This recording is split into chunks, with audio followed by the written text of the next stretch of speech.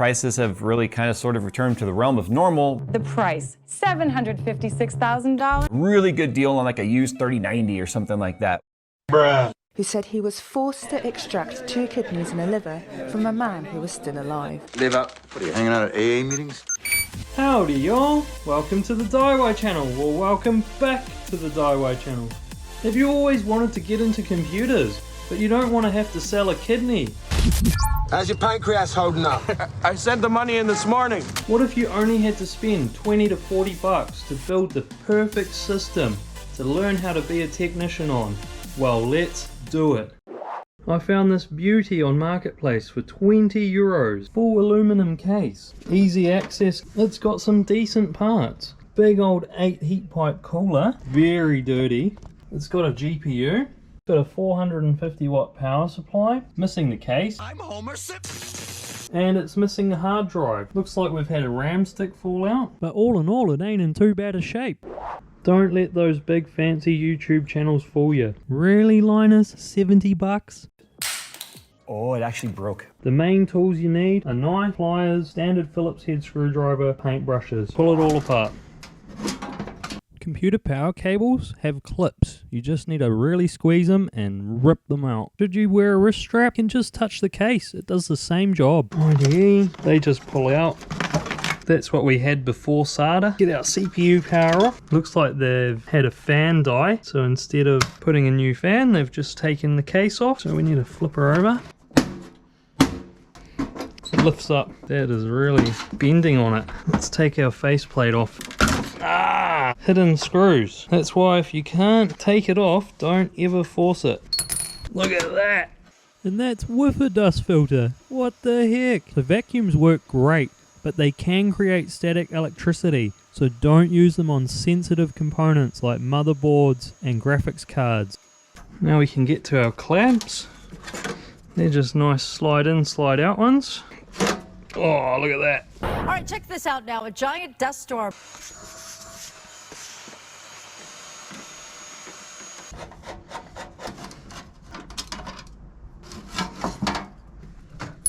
Let's take out our RAM. Look at it. So that's where your brush comes in handy. DDR2, 800 megahertz, and 1 gig sticks. So we've got 4 gigs of RAM. That's pretty cool. Swiveling front panel. Oh, we better unplug it all. Take out this IDE from the floppy drive. Front panels on MSI motherboards are tricky. You can always look up the pinout. It's a JFP1 and it's specific to this motherboard. So Google your model number and PDF and look in the manual. Or you can take photos. Look at that. The fan slides out. What a nice case this is. Front panel off. Floppy drive. System fan. Graphics card.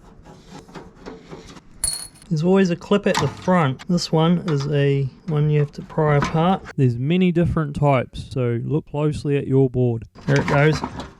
Look at the size of this cooler. This is like a standard cooler kind of setup. So you just turn in the clips and then they should pop up. Wow, what a cooler. Copper with a whole lot of heat pipes. Paste's a bit old. Oh, look at that dust. Okay, now we're ready to take out our motherboard. Looks like this case has a removable tray. Yes. There you go, guys. There's your test bench right there. We can undo our motherboard screws.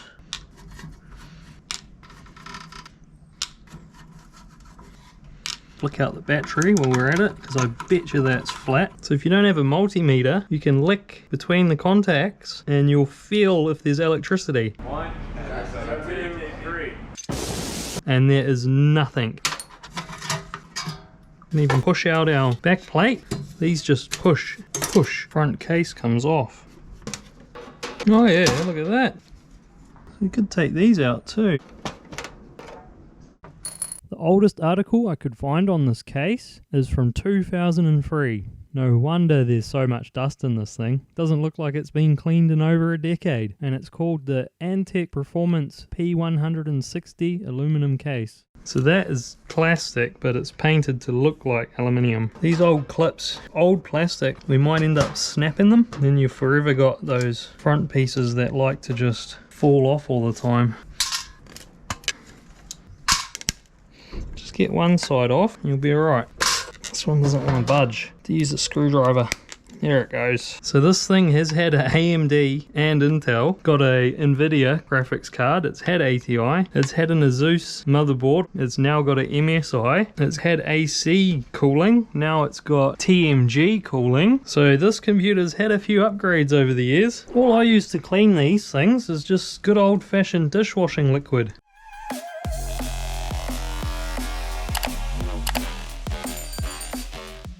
So if you've got a board that's really dirty, you can use iso alcohol. Let's just get in there with the vacuum. There's no circuitry on here, so we'll be alright. Yes, you can use compressed air. Shut that off! No, you buy. But just make sure you don't overspin the fans. Take the whole shroud off. It's just clipped on. Same thing, brush and vacuum.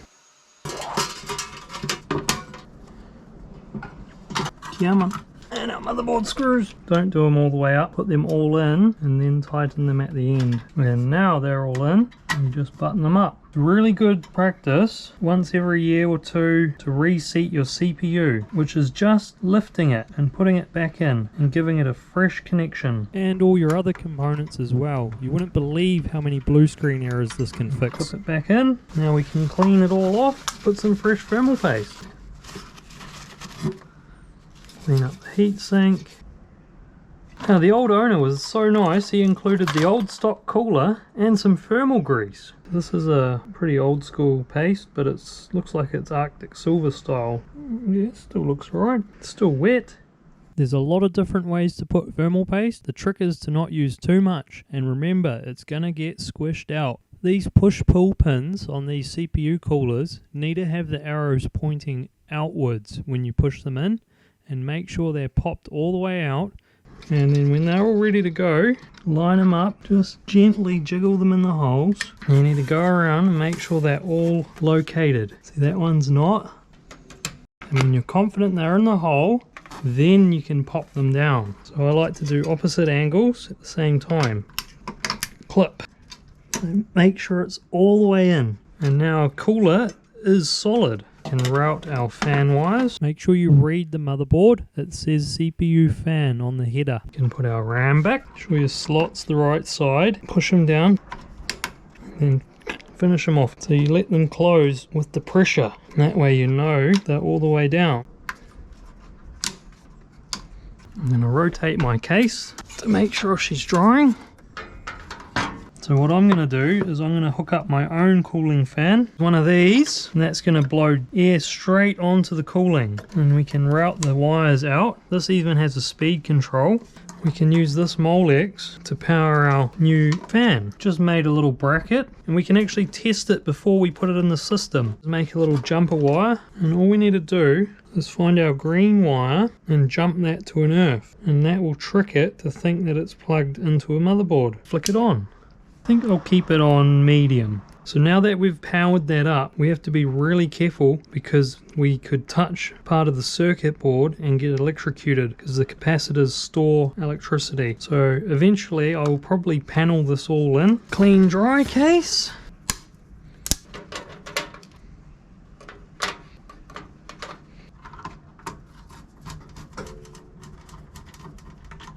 Filter.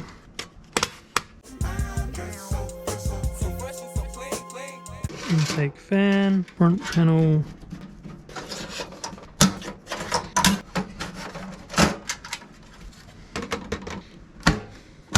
It's looking really good. And get these in under. Be a lot tidier than it was before. Some cases will even let you route wires behind the motherboard. System fan. Click it in under. And the other side, IDE cables always are slotted.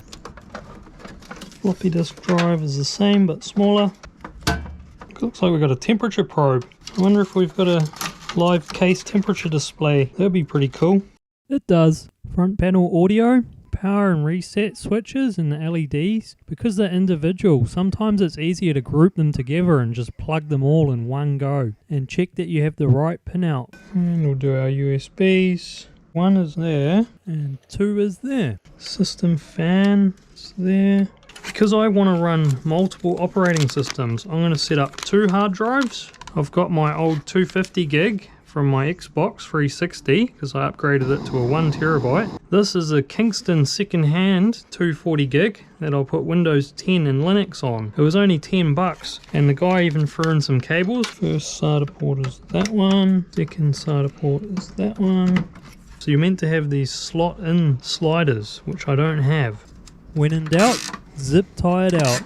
Perfect. None of the circuit board is touching any metal. That's all I'm worried about. Make sure your L is the right way. 1 gig GPU.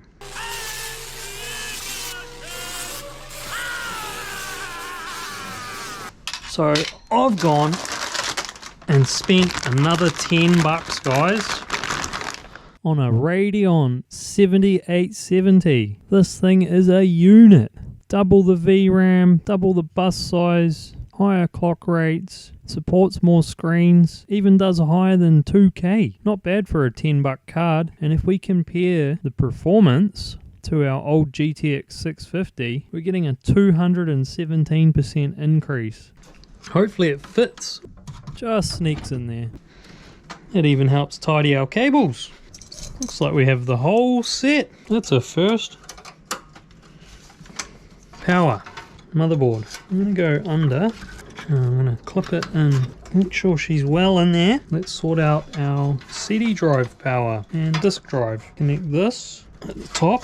And then we're going to go down the line. First CD drive. Second CD drive. This is for the disk drive. Everything is nice, short and tidy. CPU. We want it to go along the bottom. That needs to go to GPU. Unfortunately, this power supply only has 1 GPU power. But we can use a Molex to PCI adapter. Molex can be a bit of a pain to plug in. You really need to make sure the pins are straight and double check that they haven't been pushed out the back. Underneath, plug it in. And we'll sneak everything down here. Not bad, really. And now we just need SATA power. And we tuck them out here and tuck them out through here. SATA power. Now remember, we've got a damaged item here, so we need to really double check our L's. The L, the L. So we'll be matching with that one. You can see the bottom of it. And the last thing I'd recommend is a little PC speaker.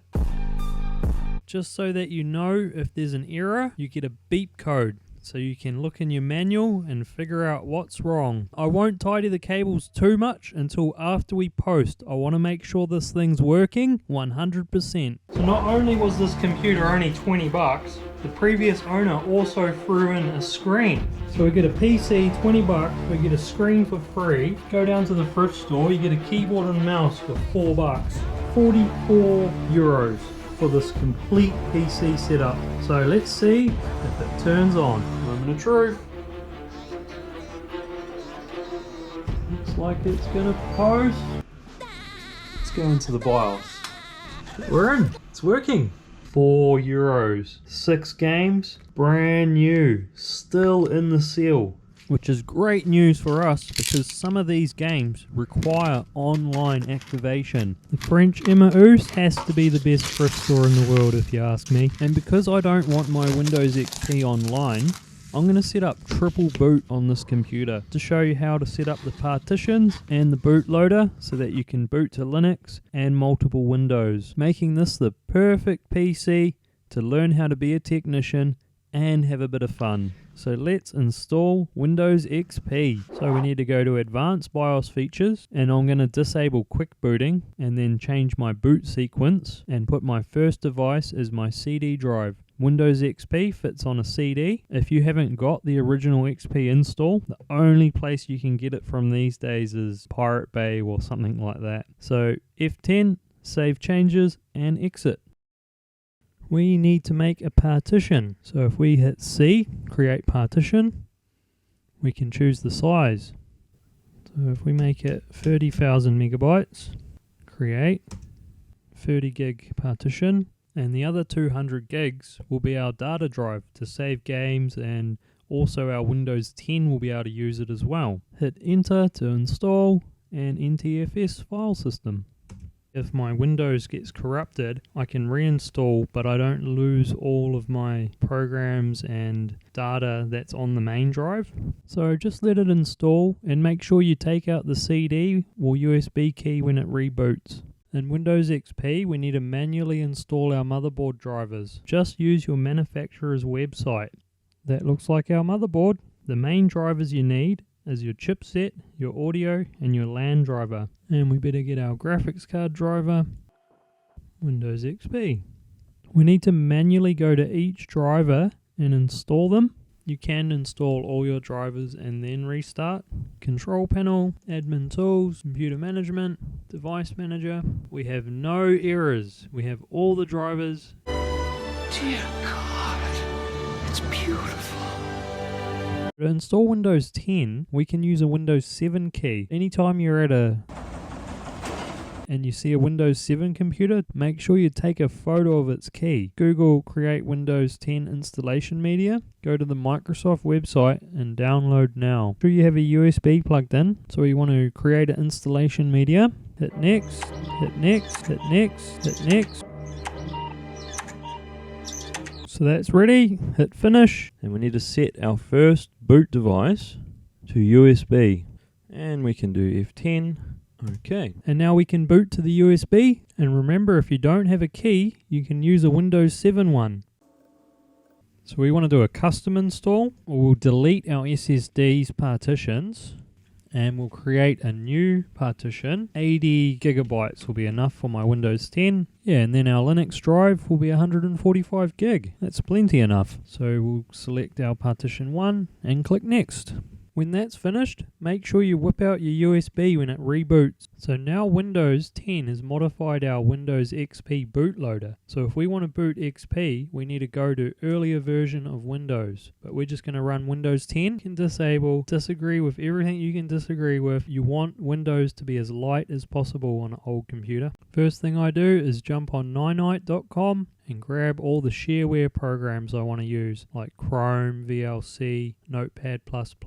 Basically, it's everything in one place, and it strips out all the adware and bloatware of these free programs. Windows 10, you just right click everything, unpin it, disable the search bar, disable the Cortana, disable the news and interest, right click OneDrive, disable that from starting with Windows, go into start typing. It searches anyway. You don't even need the search bar. So start right clicking stuff and start to uninstall that. There's a lot though in there. So if we really want to debloat Windows fast, what we can do is use a PowerShell script to uninstall all our programs in one go. My script's a bit old, a couple of things fail, but that's good news because that means those programs don't exist anymore. I'll put the script in the description below and just have a look at our start now. There's almost nothing in there. And the last thing to do is just check for your updates and make sure you've done your optional ones. They'll be driver updates. After your updates and drivers are done, make sure you're seeing your NVIDIA or Radeon software. If not, you need to manually install the driver. You can use our Windows 10 now to set up a USB to install Linux. So I just add the ISO to Rufus and that burns it to my USB drive. Linux, we just start it and run it off the USB. This is why Linux is such a good OS to learn. It's really handy for admins and technicians. If you need to do data recovery on a machine that's lost its OS, just boot to the USB and drag and drop all the files from the system to a removable drive. So just hit install and we can install this as our main OS. I'm going to install the codecs. That's for watching videos. Text Windows 10. So yes, you can install alongside Windows 10, and it will modify our bootloader again to give us the option to boot to Linux or boot to Windows 10. But then when we boot to Windows 10, it goes back to our old modified bootloader, and then if we boot to XP, it has to reboot, and then you'll get to XP. So what I like to do is set up the secondary drive with another bootloader and custom partitions, which means that our Linux drive is our default drive, and then we just change our boot order when we want to use Windows, and that way we can boot to Windows, and it's much quicker.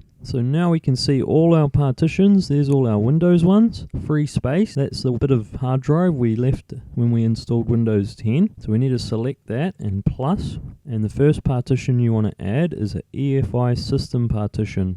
We'll make that 4000 megabytes. So this is our first partition that the computer sees. So I'm going to make this the primary partition. So we have our EFI.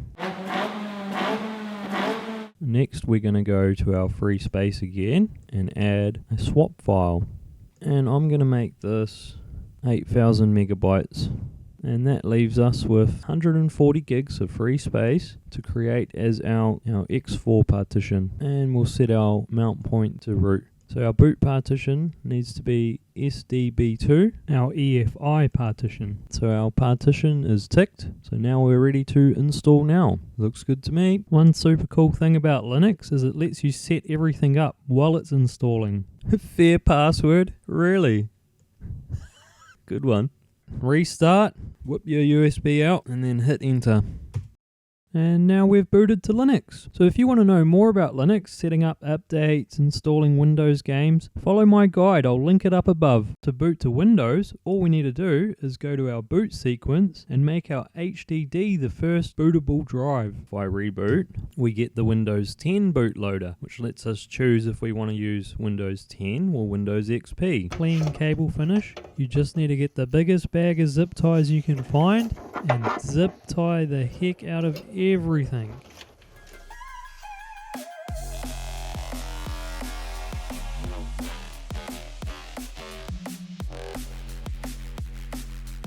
And just like that, we have a completely clean, fresh, well-managed PC. All for about $44 for a full setup, including the upgrades. I even managed to get the front lights soldered in, and I am really happy with how this has turned out. So thanks for watching, y'all, and I'll see you on the next one.